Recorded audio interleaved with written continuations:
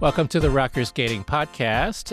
We have another interview for you today because it is the week of pre-World interviews, and we have Caroline Green, Michael Parsons here with me, the 2022 Four Continents champions and the 2026 Four Continents silver medalists. How are you all doing? We're doing pretty well. Just Doing finished great, a long yeah. day of training. It's a long day of training and a long season, right? Yeah, For sure. but I mean, this is the week. This is the final week of preparation. So Isn't that crazy? That was the last Monday of prep before we go. Tomorrow will be the last Tuesday. When do you head out? We On fly Sunday? out Sunday night. Okay.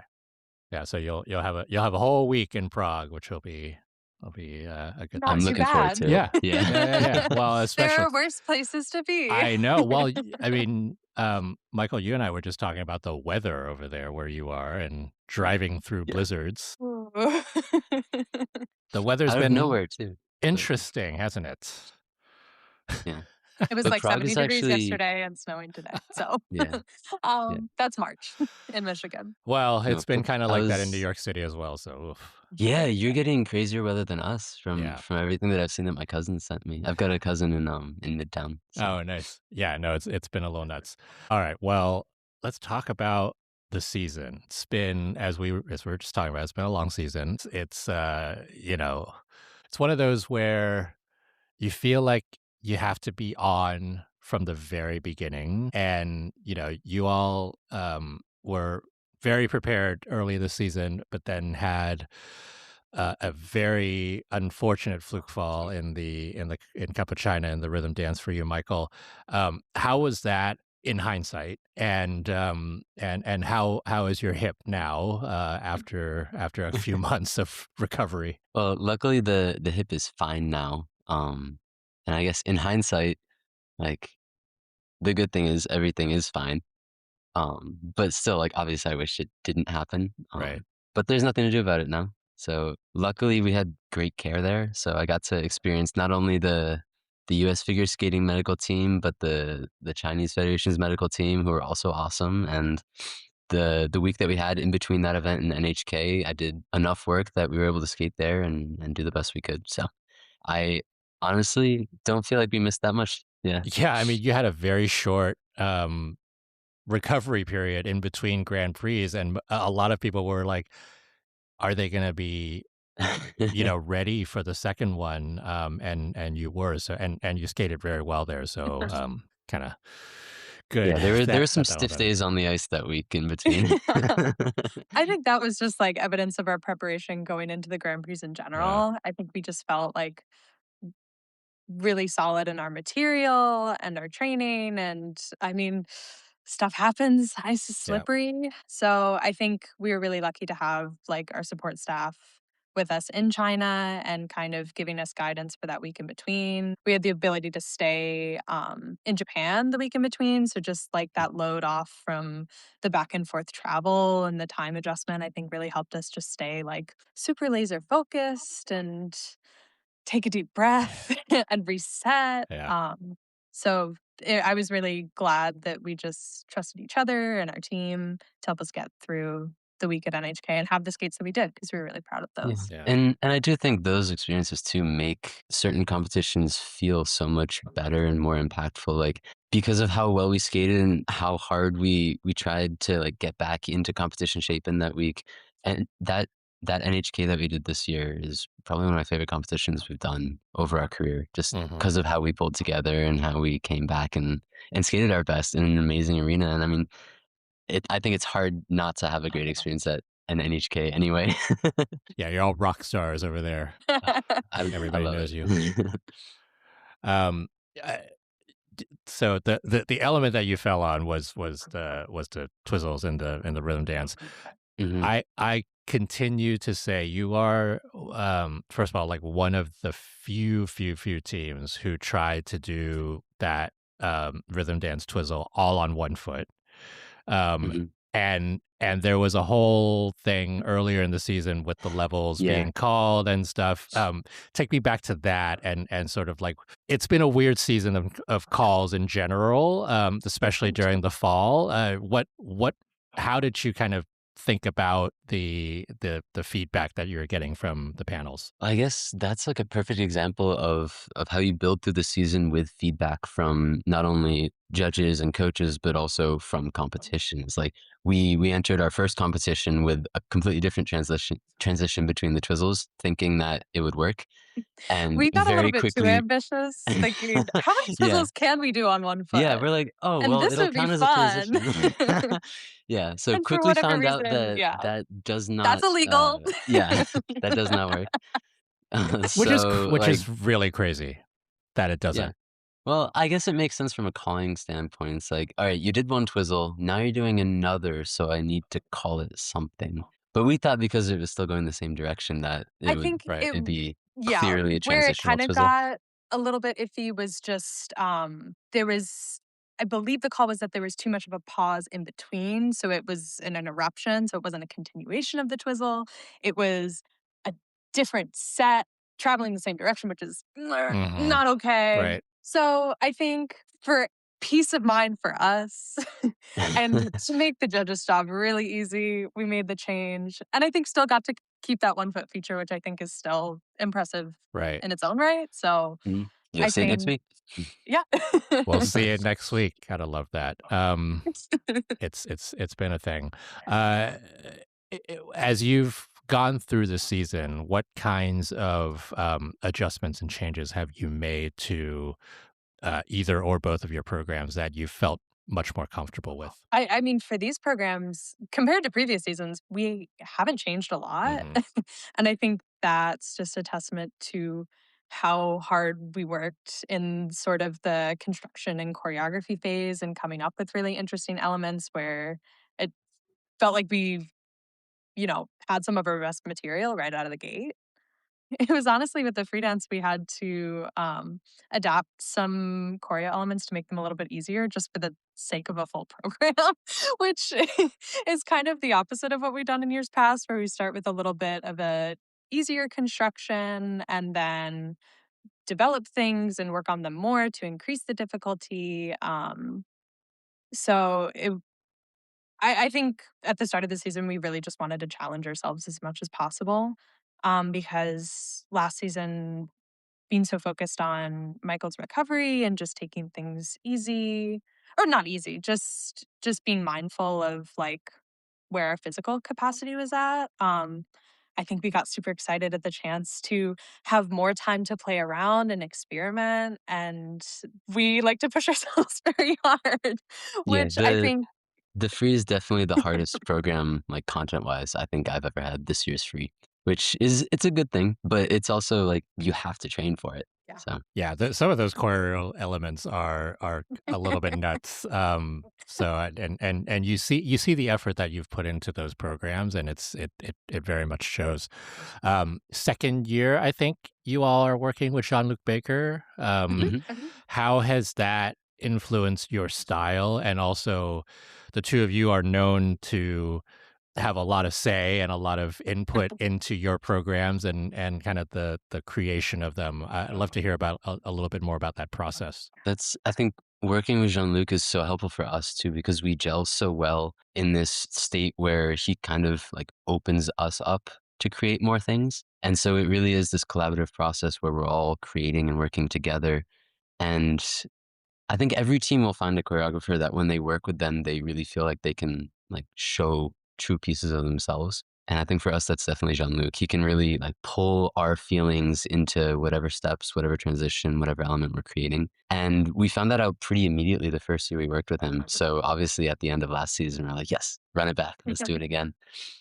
Yeah, I think it's his openness, like Michael talked about, and just his ability to read people in general, I think Hmm. is very evident in the way that he works with skaters. And I think it's really interesting to see his work with other skaters in our camp too, and how he's able to create such different pieces with every single one of us. It's not like he has his choreographic stamp and he's molding us into the skaters that he wants to see. Like he really meets us where we're at. And I think as a team who really likes to be heavily involved in that creative process and have a say and just a, being a team who gets so excited about being involved in that. I think it's just been a really good match. Now no, the 2 of you and Michael especially were, like, contemporaries of Jean-Luc and Caitlin, when they were competing.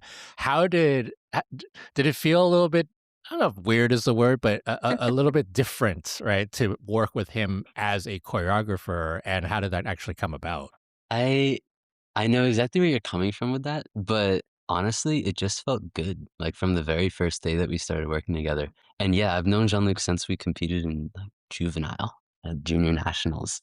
So it's been a very long time that we've competed against each other, known each other with different partners, with new partners.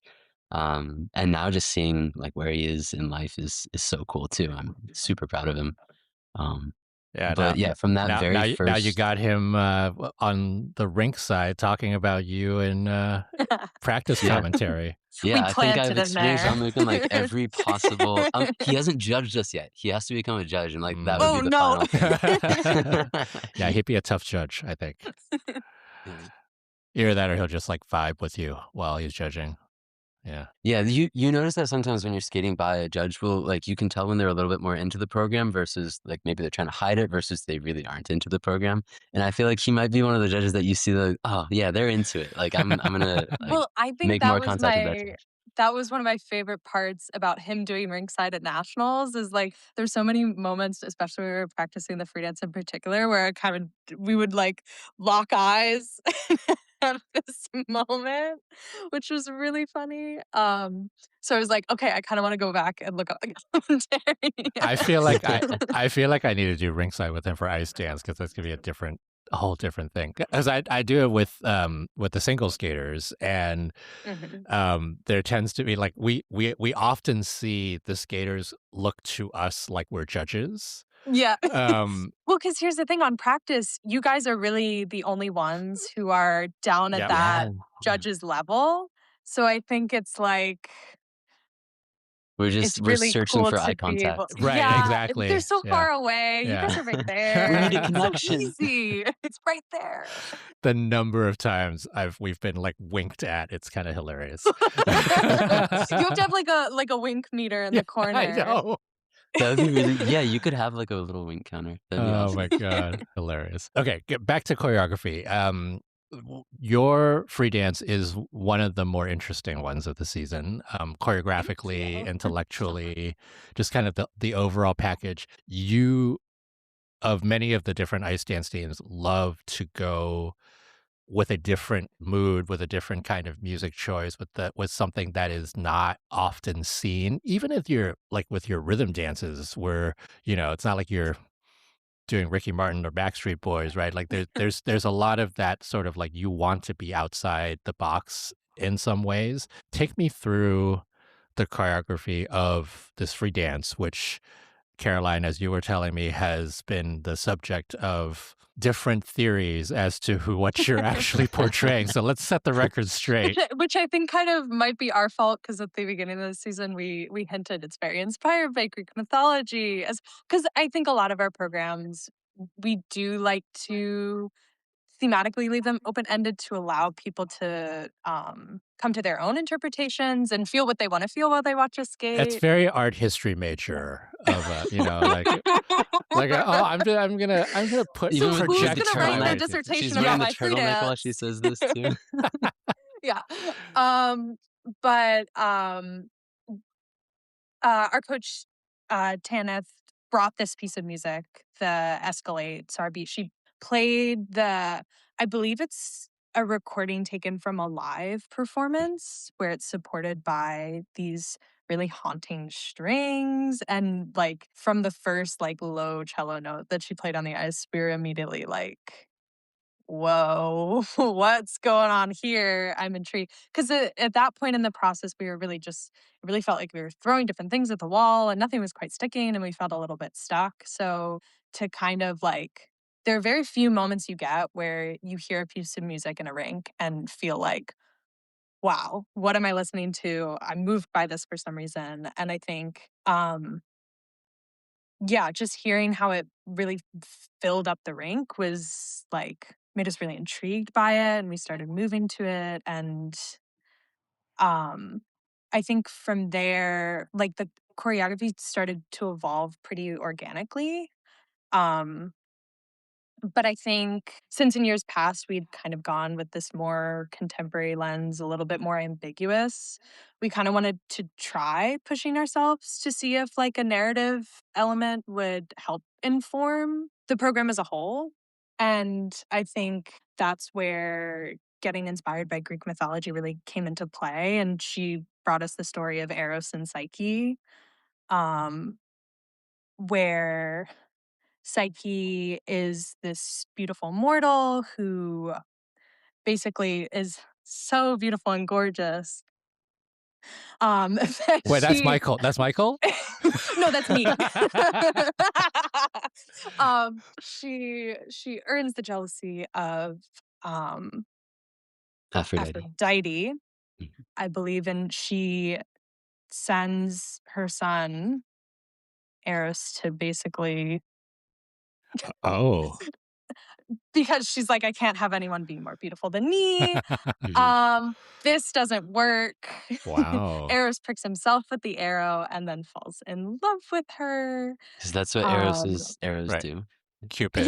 yeah, yeah. Otherwise known as Cupid in Mhm. Roman mythology. And from there, because that doesn't work, um, Aphrodite basically gives Psyche all of these trials that surely no mortal could complete, Impossible um, tasks. Yeah. impossible tasks. And Psyche is basically able to conquer these sets of impossible tasks and earns the distinction of goddess. Oh, So, wow. So at the end of the program, you're a goddess. Mhm. of Of course. course, of course. Not Okay, that she doesn't start, but Yeah. it's a goddess in training to start, and then you end up being a goddess. It's Um, like those K-pop trainee programs, but goddess. I'm gonna have to go and watch this program again because it's a different kind of mindset, right, that you bring into it if you know the Mhm. story. Yeah. Um, what about the costumes? Because you started off the season with a different set of costumes, right? Mhm. And then you as the season progressed, you actually had Mhm. the final costumes, if Yeah. you will, made. So the costumes that we ended up with, Grand Prix, nationals, we made a couple of adjustments, more just like for fit and like functionality rather than like um design. Were the original. Like that was the intention. Obviously early in the season, I think you see it with a lot of teams. Just because our costumes can be so ornate and complex, just the development time and really figuring out and getting those design components really settled and um, functional for the ice as well just takes a lot of time. These So were also they're the first costumes, at least to my knowledge, that I've seen that have 3D printed elements in them, which definitely took some time to do. they're very complex. Yeah. Yeah. So that What involves in person fitting, sending the costumes back and forth, discussing colors, discussing. both of your costumes have the 3D printed elements, Yes. Mhm. and Yeah, the yours kind is of on the back, right? golden things on the front of her dress Uh-huh. and the one on my back. Right, right, right. It's And actually 3D printed through the mesh, which I think is really cool. wow. Yeah. Okay, that's Yeah. interesting. I'm not even we're not even sure how the sausage gets made. Like, yeah, we get the end result and get to go, "Wow, this is so We just amazing go, and "Thank cool." you, Philippe. Thank you, Yes, Philippe." thank Yeah, Philippe you. Messe is your costume designer. Yeah, he's Mhm. awesome. I mean, there's a reason why your costumes is absolutely one of the favorites from the figure skating fandom. So, That's so nice to hear. works out very well. I don't know how long I spent on, like, Photoshop just, like, changing the colors of the dress to get it just right. At a certain point, the team had to sit me down and be like, "Caroline, there are only so many colors in the rainbow, and you don't want a yellow dress, you don't want an orange dress, you don't want, like, a brown dress. Like, there are only so many colors it can be, you need to chill." So I'm glad that the end result works really well on the ice and looks super effective and yeah. a- and this was actually a subject of conversation, I think, at nationals. Mhm. Is Caroline your love of barrettes in your hair? Okay, so these are actually not barrettes. Oh, They're like jewel I think they're technically like bezels for like jewelry making. They're all little individual rings. I weave them one by one into my hair with a crochet hook. It's ridiculous, but it looks really cool. it does. Yeah. It does. I wish I it was a barrette. still That would make my life so much easier.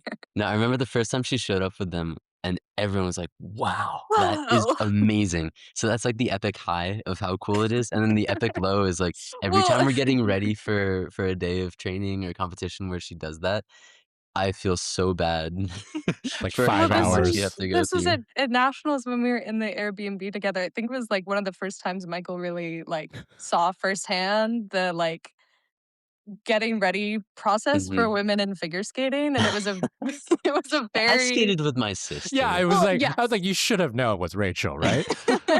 But, yeah, he was really there with me in the trenches of It the was, hair like, "What the would hair you like for weaving. breakfast? I'll make Yeah, breakfast, you get ready," and and I'd, like, like, I leave a have little no plate, time like, to eat. on the bedroom floor as she's in the bathroom. Oh, He just boy. Hey, as long as they don't fall out, right? Yeah, That's an important and part. they don't because they're woven into my head. Get there. Oh, boy. Well, this conversation went places that I didn't think it was gonna go to, so this is great. Okay, so on to Worlds. Mhm. You've had now a few weeks since nationals in 4 continents, and, it's been, it's one of those seasons where you really have to, like, measure yourself throughout this very long season to make sure that you're peaking at the right times and all of that sort of stuff. What's your preparation been like? And, what's the last month or so been like for you? So, we finished 4 continents, and we were able to take a couple days to just fully, like, decompress, relax, and then from then, it was right back at the rink. Of course, we didn't get any official notification until last week, but we've been training since the week after, 4 continents like we were going, just assuming we're going, better to play it safe and, like, Yeah. say Chalk and Bates decide to do Worlds, like, "Oh, no, we're in really good shape." Like, that's the downside, which isn't even a downside. So, we've been training hard, we feel ready, feeling really good, and like we started this interview, it's the last week of preparation, which is always exciting. It's just been so great that our season has extended in the way that it has. Yep, Just because I think we've poured so much into these programs, and I think I've had really rewarding experiences, performing them for audiences. I think they really do work differently in arena, especially at nationals, like, just having the crowd reaction that we did to the yes. rhythm dance was, like, one of my favorite moments ever. Very rarely do you get to have skates where, like, Michael turns around and he gives them the blue steel, and then, like, the entire arena laughs, like, That felt good. it's just really fun to, like, have those interactive moments, so I think we're looking forward to getting another opportunity to do that, at Worlds. Yeah, we're just excited. I get a lot of people asking, like, "It's such a long season," but it really doesn't feel that way. Like, even before we knew we were going for Worlds, it hasn't felt like that long a season, I think, because 'cause we've been so focused on the training, and as long Mhm. as you're approaching it the right way, like, you just keep training. As long as Yeah. you're taking care of your body and your mind, like, Right. it's all good, and we've got the privilege to skate more, so I'm Well, happy. your third world's coming up. You're in your seventh, I believe, season skating together. Some of the highlights for you over the last 7 years. I still think one of my favorite competitions of my entire career, not even just the 7 years that we've been training together, is Worlds last year in Boston. Just the amount of pressure you felt going into the rink, like, it literally felt like Yeah. there was this invisible curtain that all the skaters felt as soon as you get off that big cargo elevator to the level where you're getting ready to warm up. I love it. And then to get out there and to see a completely full arena and to skate and hear people going, "Oh, yeah," like, every time you go by the wall, and to finish a program there. It was literally every quarter Yeah. of the rink, they'd be like, Yeah. "Yeah!" yeah. It was so Like, great. But what? to finish a program Yeah. in that scenario is the reason why we do this. That whole competition was like the perfect embodiment of that, with the amount of teams that were cut from the rhythm dance, or cut between rhythm and free. I'd never been to a competition where so many didn't make the free too. So just like all of that played into this like crazy like buildup of pressure that just explodes into like an amazing time when you finish. Yeah, I literally remember sitting, I think it wasn't like a green, it was like some, because we were US athletes, I think we, like, snuck into, like, one of the medical rooms or something, like, just to kind of, like there wasn't a lot of space in the backstage at Worlds last year, so I remember, like, sitting there with my sweet green salad, and, like, usually I don't really key into kind of where they're at in the competition or, like, watch people, but it was on, and I think I saw in passing, like, the cutoff mark for where it was, and I'm, like, sitting there with my sweet green, like, "Oh, okay.